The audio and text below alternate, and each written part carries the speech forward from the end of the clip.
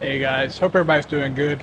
I'm gonna get back to work on the car a little bit, just do a few little things to it. Still waiting on my motor mounts, man. I tell you what, that's kind of been my hold up right now. It's kind of disappointing. I'm gonna do a few things to the car. I may even put the suspension back on and get those wheels fitted and get it to where it's a roller, just so I can move stuff around here and there. And I want to work on that the window seal area and get those welds done on that to get rid of that rust area, and just a few other little things here and there. One of the things I'm wanting to work on, though, mostly is the marker lights, and I will get the camera turned around here where y'all can see that and my plans and thoughts on what I'm wanting. So, I'm pretty sure I've shown it before in other videos, but the thing that this car has on it, on all four corners, on the fenders and front and rear, are these marker lights. You have two ambers for the front, two reds for the back, and the way these lights are, you have a light that goes inside here, pretty much lights up this area and kind of luminesces through this area, but this is mainly just a reflector, and it goes into the fender, and then you have a bulb that plugs in. These are okay. The ones that I have that come off this car, there's some slight cracking in the lenses, and this chrome bezel area is kind of wore out. And my plan was to sort of ghost these to sort of match the car. So I'd probably sand off this flaking chrome area and ghost it. And I was sort of wanting to ghost the lenses too. But I'm thinking to myself, this right here is sort of like, if I ever have one break or crack or whatever, and I need to replace it, then I'd have to set everything up and ghost another one.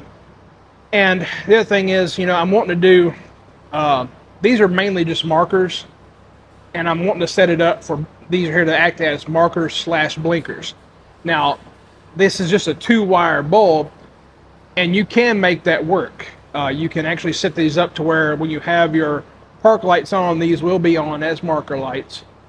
And then when you activate your blinkers left or right, these would actually go from being just park lights to actually blinking, which is something I'm wanting on this car. I'm wanting people from the side to be able to see this car, showing its intentions of turning.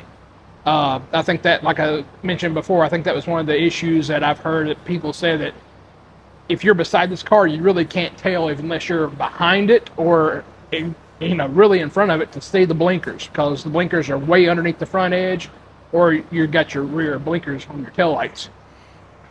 So I was wanting to make these markers my blinkers also. One thing I found, and also these right here, these are $50 to $75 a piece. Okay, and I'm not. Those are the ones that I've found. There might be cheaper ones out there, but those are either new old stock or sort of used. So what I found is, I have found these. These right here, and these are amber. I've got the red ones. So these right here, as far as size-wise, I mean, pretty much dead on. They're a little bit thinner this way, and the bolt hole, the screw hole, the mounting hole, is 1/8 of an inch further out. Compressor. Anyway, so these right here, these are all LED, all long, and then they're also already ghost. They're shaded. So I don't have to worry about that. There is a weather gasket along the back edge of this. Only thing is I have to cut out this center section, which pretty much just encompasses a little bit of this right here, and then over. Bolt holes will be fine. Like I said, this I'm gonna air to the front of the fender, put this mounting hole where the old one was, and then this one right here will be an 1/8 inch back, and then I'll just weld up the other hole where the old screw was. But we'll go ahead and get y'all turned around. I'll show y'all what I have planned and how they're going to mount. So this is on the driver's side. This right here literally just sticks in there. and you have screw hole. That would be in there like that. This right here, same thing. I lined that screw hole up there. Like I said, this right here is like an 1/8 of an inch further back, and it will mount right there. I'll just have to cut out this center section here a little bit so this here can fit in there. Now, what these right here came off of, which is kind of funny, and price-wise also, these right here are off of an H2 Hummer. So, you know, it's a GM product. I think they look relatively good, and you know that they'll fit the bill as far as, you know, being similar to that. But I've already got this marked out, so there's that screw hole. I set it in there. That's how I'm going to make it work. Cut this center section here out. This here should then fit in, and then the new screw hole would be about an 1/8 of an inch, 1/4 inch or so further back here. Then I'll just weld that one up. And these are here, 2-wire, make them work with the blinkers. And these are here for all 4, 2 amber and 2 red. It's $25. So, you know, and I don't think I'll have to worry about any kind of bezel around these. I think they'll be just fine the way they are. So I'm sitting here cutting this here out.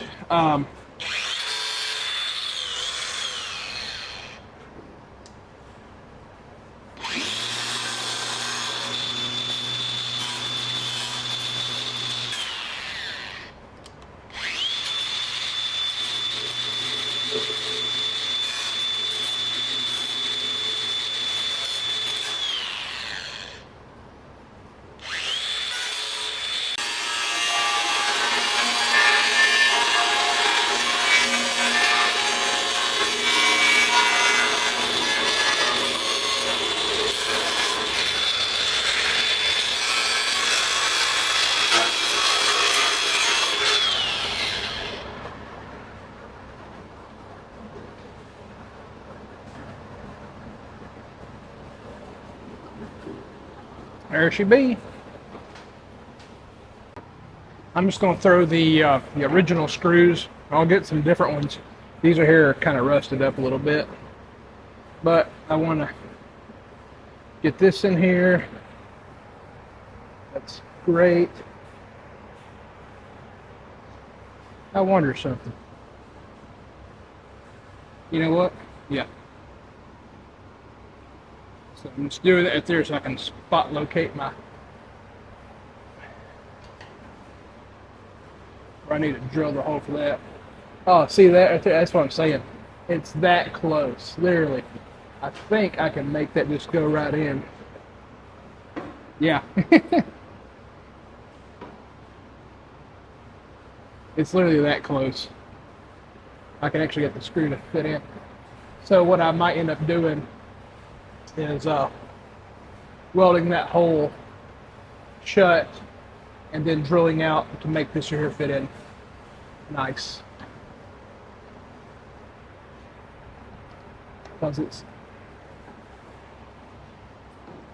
yeah, I can't force it to fit. So, and this will go in.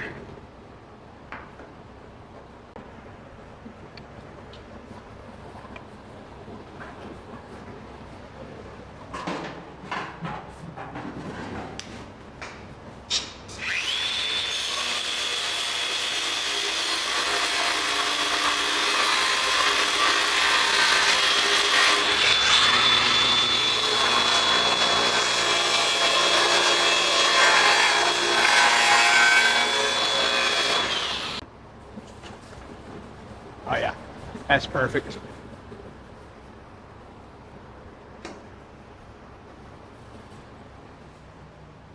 As far as the line that it has on the car, it's really not that bad. If I want to, I can make some bezels for it.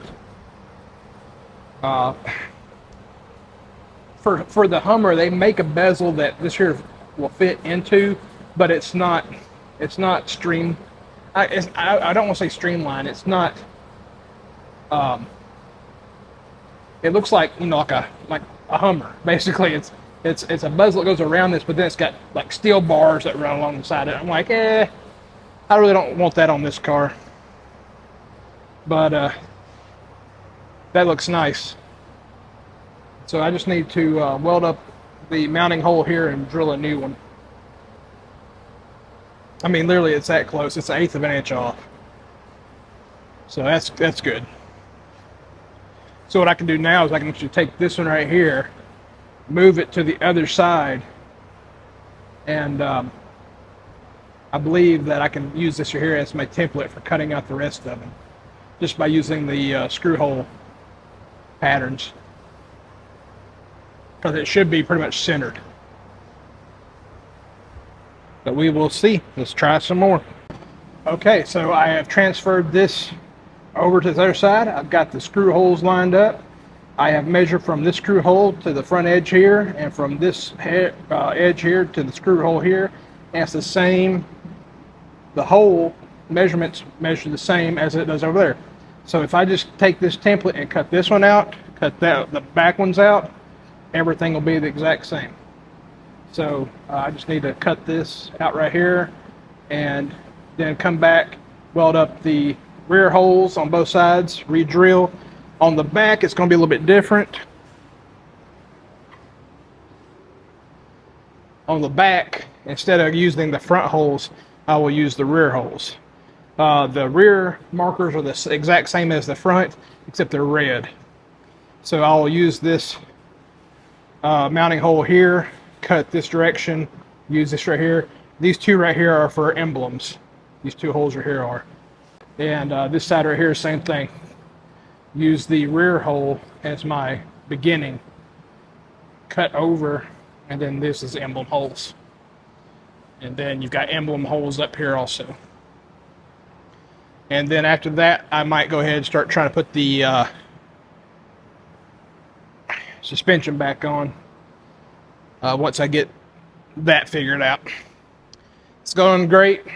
I think this is going to actually, I think it's going to make the car look a lot more sleek, having the smoked out turn signals, park lights. But hey, let's try to get it done.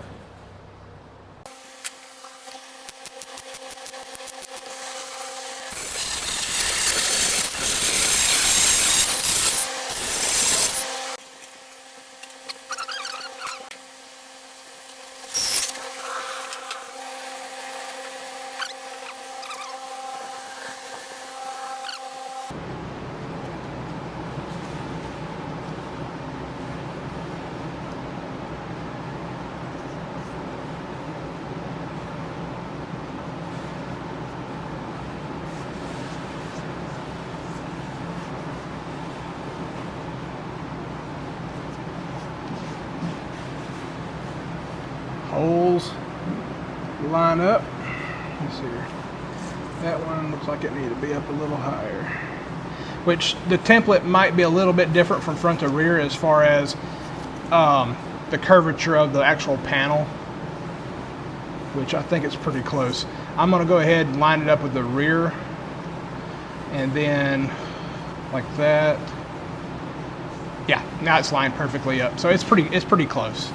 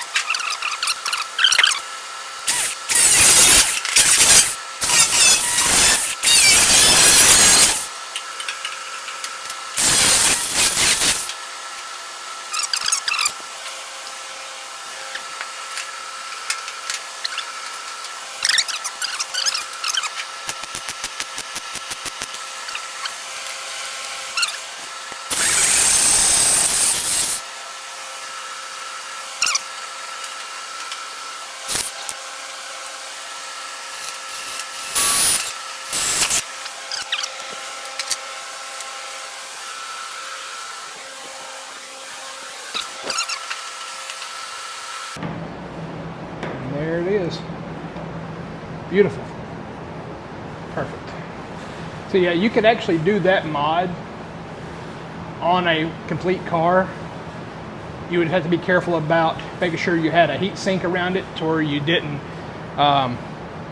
cook your paint, and you would also need to watch about the grinding of where the screw hole is.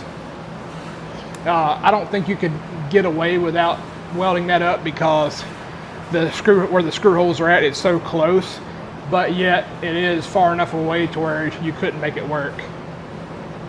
So anyways, that's done now. I'm happy with that. That's something that I can refine as far as the holes go, and make it look nice by taking a round file to the corners just like it is here, taking a bastard file right across here and getting rid of a lot of this and shaping it up a little bit. Other than that, I think that that'll be a nice addition. And like I said, the ambers will go up front, reds will go back here, and I will wire them up to be not only markers but blinkers.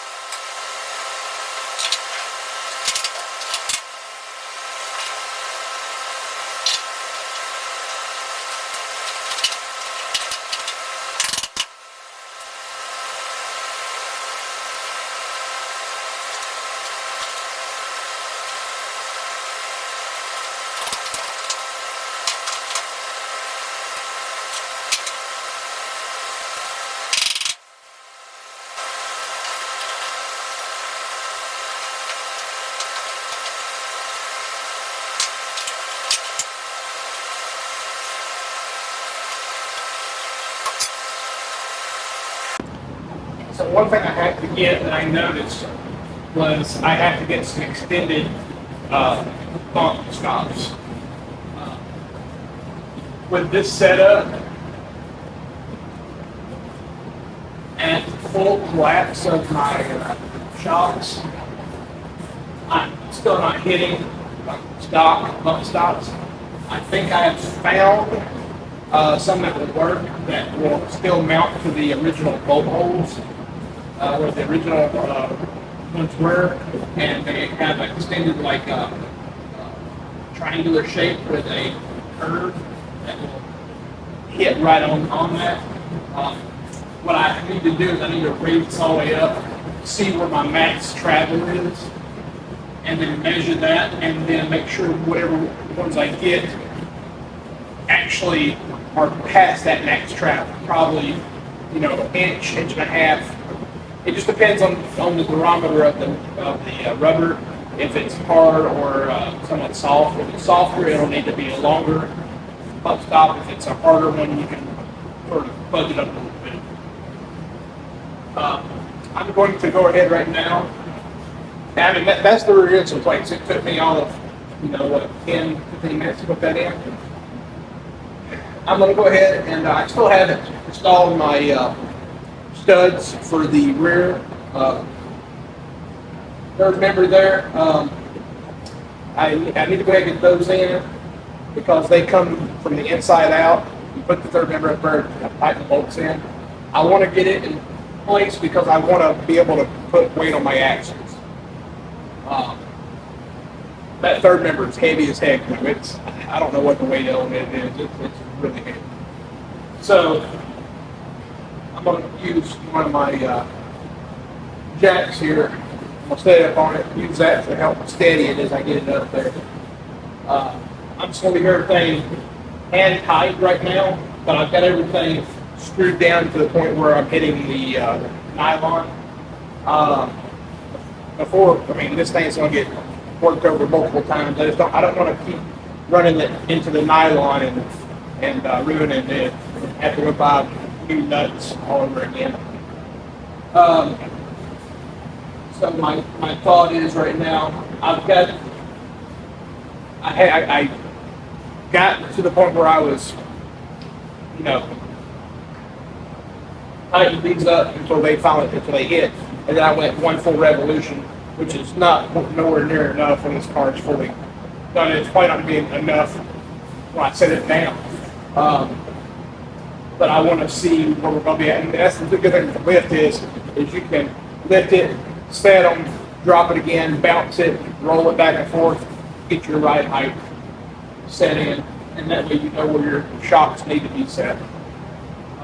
Like I said, I'm going to get that third member in, get these axles in place to where they need to be at, and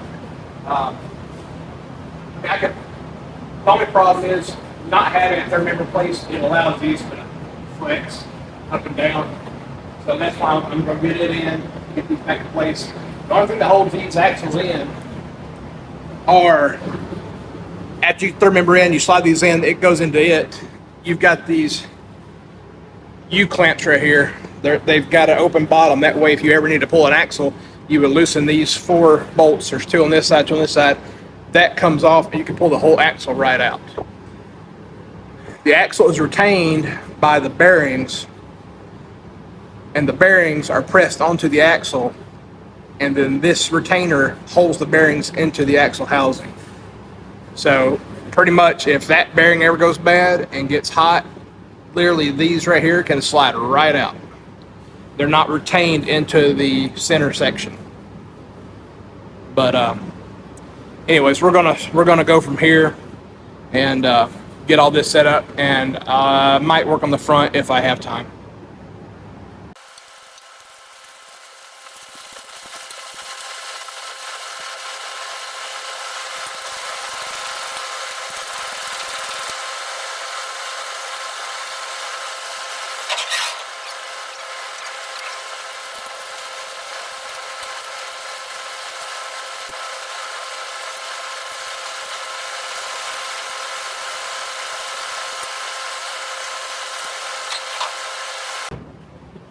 So on this Ford 9-inch, I don't know if you can tell it back here.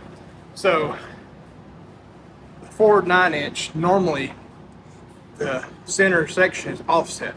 This is what's known as a centered Ford 9-inch. Now what this is going to do is actually going to offset the pinion, which means your drive shaft is not actually going straight down the center. It's actually offset just a hair bit. Everything looks even. But look at the axles there. You can see how much shorter it is. Now I'll show you how much that pinion is offset. But this is where your gear is, so your pinion is about over here, so it's about 3 inches. So the drive shaft coming from where the end of the transmission is actually going to angle this way about 3 inches. It's going to miss, and even if it I drew a string line from center to back to where it would be at. Even if it doesn't miss, I can adjust the floor pan to fit. I did it for a reason of being able to use this 4-link, because if I would have had a offset center section, this would not have worked. You'd have basically been welding these ears like right into the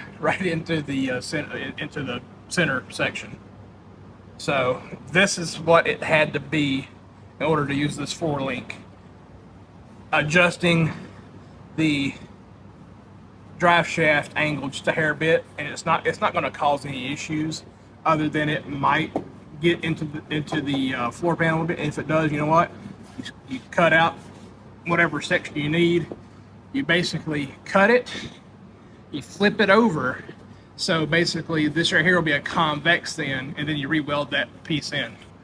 It's not that difficult. So those are out. You can see down through the tube. This is your bearing race, your outer race. These bolts that go in here are teed, so they stay captured. What I have to do is I have to take these bolts, they have the splines, and they have to come from in, stick out, and they have to be pulled out, and that way they'll stay pressed out. They get pressed in to this housing. I'm gonna go ahead and install those. I was waiting until I got a lot more stuff, but I think I'm at the point now where I need to get them in. I need to get that center section in, and get my axles in so I can get the wheels on. Then I can work on the front, get the front back together. And when the motor mounts show up, hopefully this next week, we can get that going. So, anyways, that's the plan. All right, so right here is the rear end, the differential. So I'm fixing to pull it out of here. It comes in this nice case. This is all from Speedway Motors. That sits in there, then this goes on top of it. It's got a couple of bolts that go through and nuts hold it all together. It's a little bit of a bugger to get it out of that right there, though, because of the size of the pinion gear. Is you have to sort of pick it up, twist it, and then pull it out. So I don't know what you're going to see here. Like I said, that thing in there is pretty chunky, pretty hefty. So just give me a few minutes. I'm going to see if I can get that picked up and get it in place.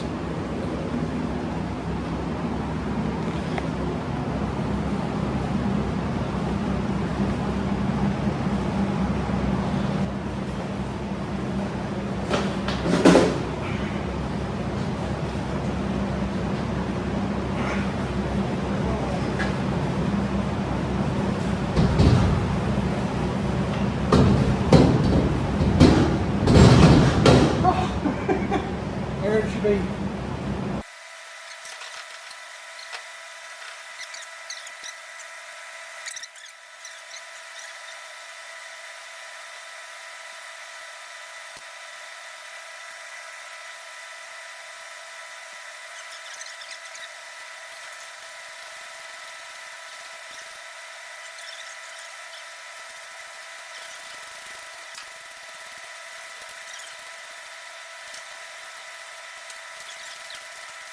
So, let's take a look. So right there is, you're sitting, well, you're just a little bit off. Where are you at? All right. So you can see it's literally, it might be 1 inch off to the right side of the car, which is, passenger side. It's not much. I mean, you take center of that and look up, it's literally like, actually it almost might be no, it might be 1 inch, 3/4 to 1 inch off. That's not going to make at all, hardly no difference. There'll still be plenty of room, because this up here is every bit of 6 inches wide. Even if you have a 3-inch drive shaft, you got plenty of room, and that drive shaft's never going to sit up all the way up in here. So that'll work out perfect.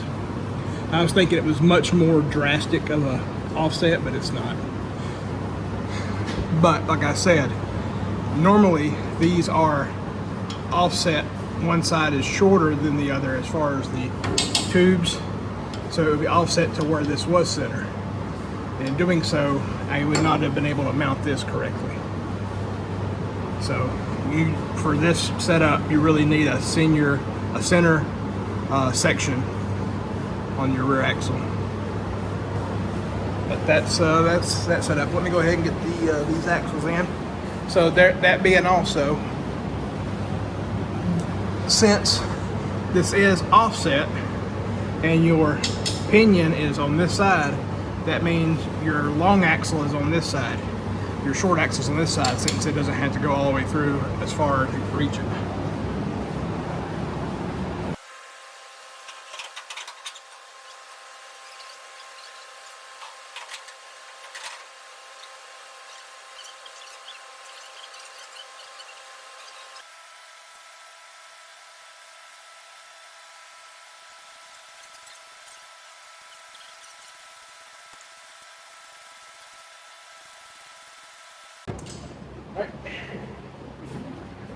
So that just clamps on there like that.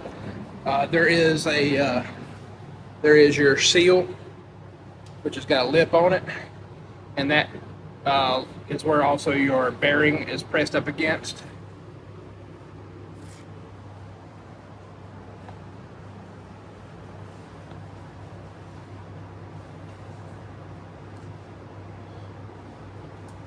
So, and the way I've looked it up is your basically your horseshoe goes down.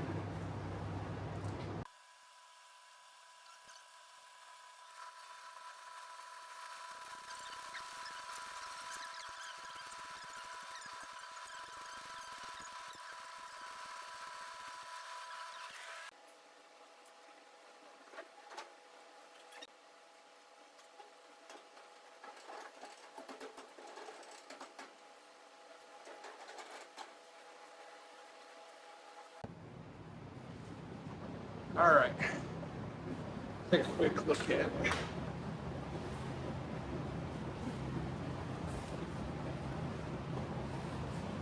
So, ride height, center of wheel is actually about right here. So, whenever I set these down, these are here should come up about 2 inches, I want to say. Center looks good. Everybody was worried that this was going to hit the fuel tank. Well, fuel tank's back here. This is the actual old fuel tank used to come all the way up to here because the hangers are right here. Of course, the AMC rear end was not, I don't think, as bulbous as this one, but this is still going to miss that. It won't ever get that high.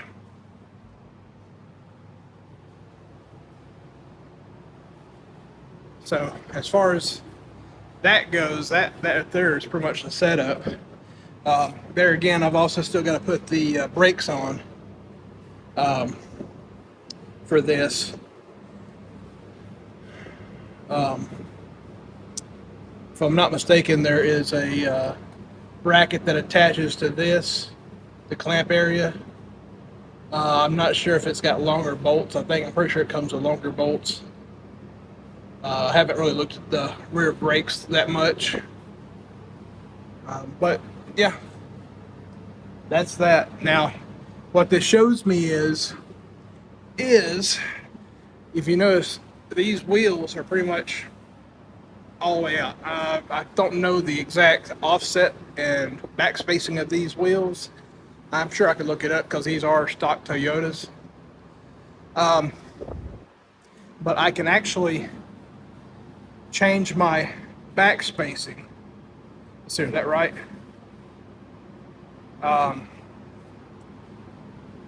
Could change my offset and back. Yeah, I can change my offset and back spacing to push the tire out, which it will go out a little bit further. Once you get those rear brakes on, this will get pushed out a little further. Not much though. I'm not sure the thickness of that hat that sits on there. So these will sit out just a little bit further, but I can actually change whenever I go to order my actual running wheels and tires. I can figure out now my by having these, I can measure figure out my actual back spacing. I can measure these wheels and figure out the back spacing and offset on them and get it figured out. For $100, you'll spend. I've got tools to do it, but it's harder to do when you don't actually have an actual wheel or tire on there.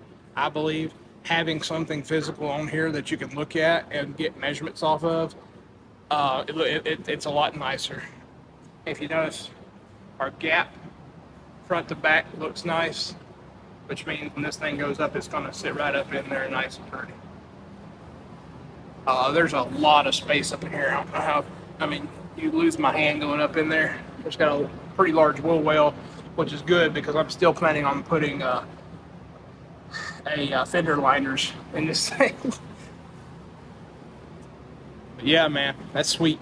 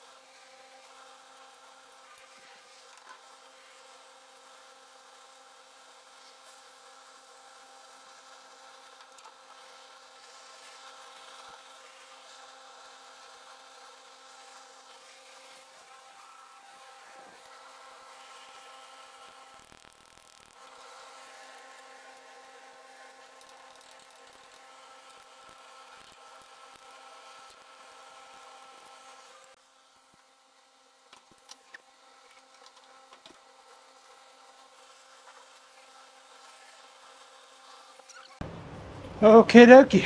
So, got both sides on now. Everything's connected. Everything's tightened up. I've just left these here loose right now because I wanted to do a couple of things on checks. One thing I'll probably do once we try setting it down and seeing where it goes is tighten up the springs. Right now, on front and rear, which it's biased because of weight, I've tightened the tension nut one revolution after touch. So after the spring is captured between both the upper and lower plate here, I've went one full revolution on the tension, which is way too light, but I just want to see what's going on. Another thing is on these front spindles. You've got the hub center here. These wheels are actually too small to go over this. You can see what I mean right here. So basically this whole area right here. So I had to pop out the center Toyota, which is just, it's just a plug. But then what I did was I took a hole saw and drilled out the center of that so it will fit over the hub.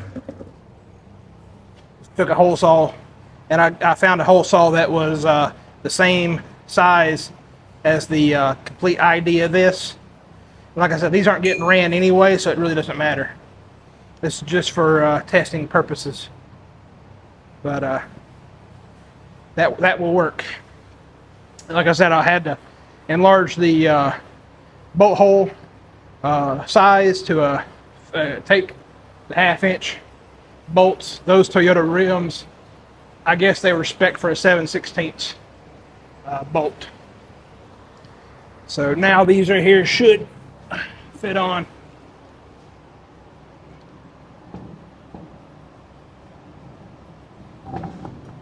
Yep.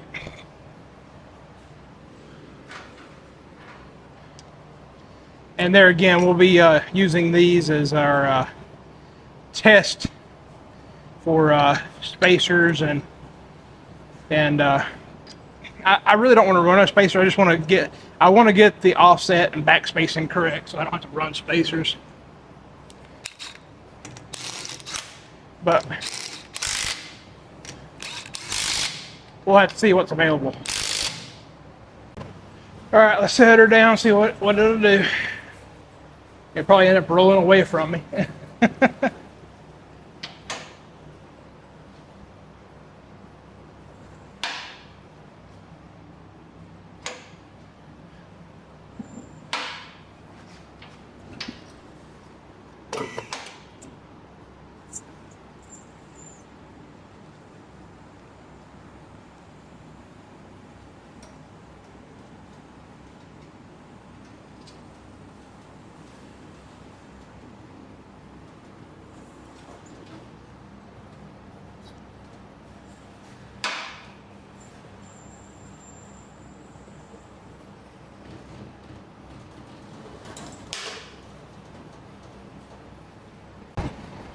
All right, we're on the tires.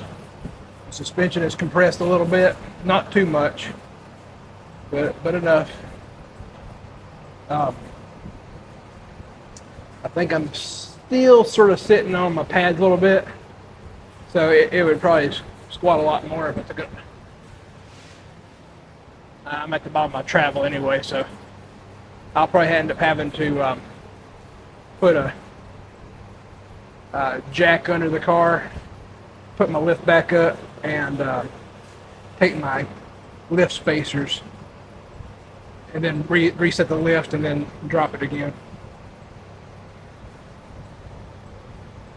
Anyways, the next thing after we get the motors in is getting the steering column to the steering box, the rack and pinion. That's what this bracket right here is. It has a Heim joint that goes there. You go from here with a there's a piece of double D shaft that goes through this Heim joint, and then you have a U joint here and a U joint here. Ties in with that, ties in with that. So that's how that's supposed to work. And that's the whole other thing is you gotta get the motor in so you can make sure you're not hitting anything on the way in. You gotta get the motor in, and then you gotta set that up. I measured the other day from back of fans to maybe an inch in front of the firewall. I should have more than enough room for that 6.2 now that I've got some more room in here, especially with these taken out.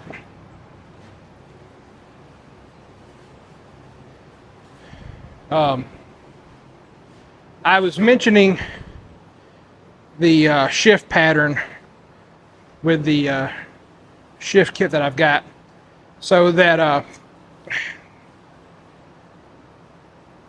shift work shifter I have goes from park, reverse, neutral, drive, manual. Well, on the trucks and stuff, you have like a with like the stock, you have a negative and positive for shifting through the gears manually once you get into manual. With this car right here, I can do it one of two ways. I can have a push button to shift up and down, negative, positive, or they make paddle shifters that will mount right behind the steering wheel. So it actually mounts right here with the same screws, and it actually has a gear indicator showing you what gear you're in. And it's just, they sit right in here off of a center piece like that. And that right there goes down the steering shaft and ties in with your Holly, and actually allows you to use the computer off of the transmission through the Holly to those paddle shifters. I think I might go that route. That would be really nice.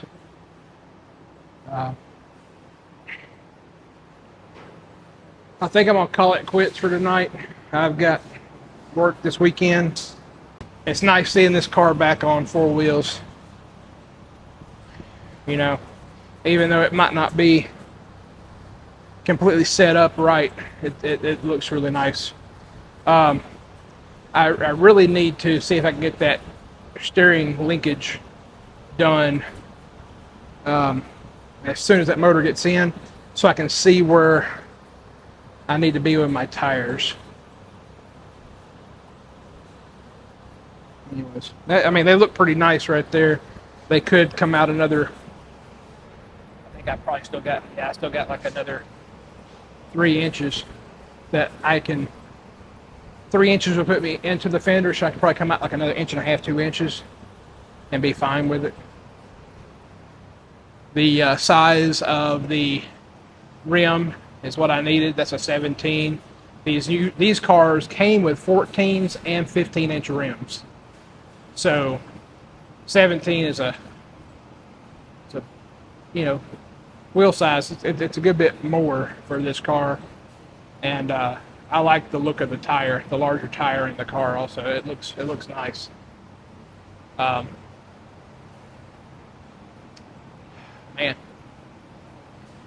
I'm getting excited again for it. You know,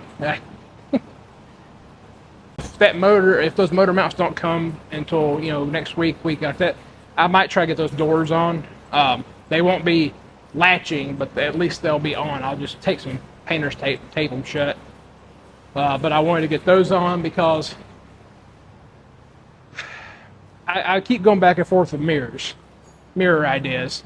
I've thought about new generation Camaro mirrors because they're like one of the smaller style mirrors I can find that's electric. I did find these right here. These are not, these are off of I think a 80s Cutlass. But this would be the driver's side. And this right here is actually pretty small compared to most mirrors that you see nowadays. And this is not electric. This is a manual. It's a manual shift. But the thing is, I've got driver and passenger, and both of them are manual control, which I kind of like. So I'm going to see if this will work for what we want. Like I said, I'll get the doors on, see if I can temporarily mount these.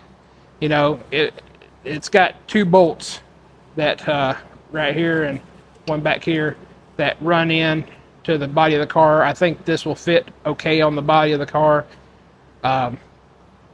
If it doesn't fit exact the way I need it to, I can always make a bracket basically that fits over this right here, and then goes down to the body of the car and will bolt to the body of the car. But this is similar, not 100%, but it's similar to the AMC mirrors. And I saw these, and I'm like, hey, you know, let me try those out, see what I can make work. It's okay that they're not electric. I'm okay with manual, and I like the fact that both driver and passenger were manual. So we'll go with that and see what we can make work with those. A few other little odds and ends, stuff that that I'm sort of working on here. I got the hood latch poppers. So thinking about getting rid of that front hood latch, I got the popper kits for that. which what that does is, for anybody who doesn't know, this mounts into the hood, this mounts underneath. Whenever the hood comes down, it will click into it and latches it tight. Then on the top, all you gotta do is push the button and it'll unlatch it. So I got those. These weren't super expensive, but they're not cheaply made. They are aluminum, nicely machined aluminum. I've got a steam vent kit for the engine. I found that on Facebook for a good deal. This right here, I think, is the I was getting stuff for the engine transmission, you know, back and forth. This is a transmission dipstick, locking dipstick. The one on that one over, the one on my transmission that I got, actually, whoever took it out of the truck just cut it. So I needed a dipstick for that. And then I've also got a nice dipstick for the engine. And it is it's got a nice seal to it. So that right there will work out nice for what I need. And other than that, though, we're just working mainly on the body right now. You know, just collect little items that will eventually be the final product. But I'm happy with the route we're heading right now. Looks good, guys. Well, you guys have a good night. Thanks for watching. This video might be a little long, but if you stayed to the end, I really, really do appreciate it, guys. Every little bit helps, especially with the amount of work I'm doing in this car. You know, this is a long build. This isn't some of the builds you see, and I've got 2 or 3 other guys working on it with me, and I've got all the time in the world. This is all I do. No, I have a full-time job. I have a family. This is my spare time hobby. This is my dream car that I've wanted to build. This is the idea going on 20 years of what I wanted. So, you know, 20 years waiting for it, a couple years to build it, you know. So I appreciate everybody hanging in with me. I appreciate all the views, all the likes, all the comments. You guys have a good night. Keep watching.